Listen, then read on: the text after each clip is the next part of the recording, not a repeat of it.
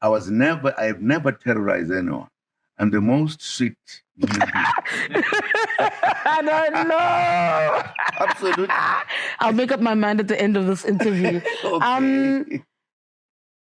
You speak about this bid to show that there's something wrong with the ANC. Where does it stop? Because South Africans also fight. At what cost will you continue in a fight to prove your point that there's something wrong with the ANC? No. I've never fought anybody in the ANC. Never. You're fighting Ramaphosa now, even through the ballots. As I'm saying, I'm a very sweet person. If I was fighting him, I wouldn't be sweet. He wouldn't be where he is. If I was, I'm very sweet. And I've never fought Ramaphosa. I've criticized Ramaphosa where he's going wrong. For an example, like when he said the ANC was #1 corrupt organization, I wrote a response. I remember that. To say no. I was not fighting him. I was just telling him you are wrong. That's not the way. I also can tell you something you don't know. Maybe just one piece was we are looking for. Yes, I want.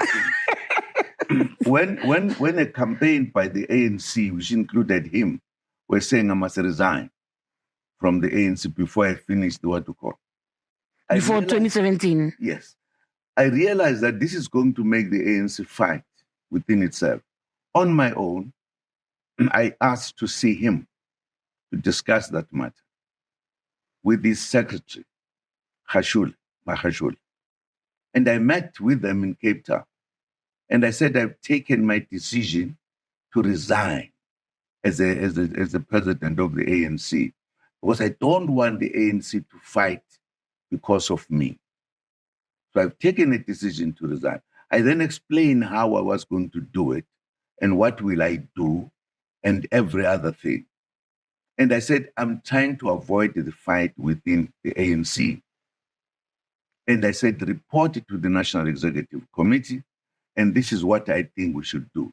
I'm ready to go. When I'm leaving, this is what I want to do. I gave him the period and the reasons why. He never came back to me even to report what was the response of the leadership. But this is now a decision to resign from head of state after 2017. Yes. Okay. And that, and he will tell you, because it did not come back to me until we had a meeting with the officials later. And I said to him on that day, I said, never meet me, never ask to see me. I said it in a meeting of the official, top 6, because you have disappointed, you are not a leader. I told him he's not a leader, don't respect him. Because I gave him a serious discussion to make the organization not fight. And it disappeared, he never came back. Can I ask you? Reported. And I said, sorry. Because for me, you have proved that you are not a leader. Can I ask you when this actually happened? Because you stepped down as head of state in February of 2018. He became ANC president December 2017. So this is a conversation and deliberations between those two windows. Do you remember when it was exactly? No. When I said that, he was the president already. I had been out for a while. That meeting itself, not that was called by him. I went to brief my leaders in the province what had happened.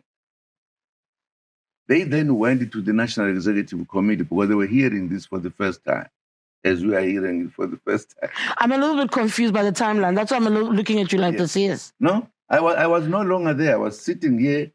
I just felt I needed to go and brief the leadership. To inform them that you actually did try to resign before and you took it nowhere. Who? You told them that you had told Ramaphosa. I told them what I'm telling you. Yes. Yeah, I told them. And I said, this has been my problem with them. I needed them to know, because they mustn't see me having a different behavior. They must know exactly. And they then went to raise the matter. And then that's what led to the meeting of the working committee, where I told him, I don't trust him. I don't think he's a serious leader. I told him that it was necessary for me to do so.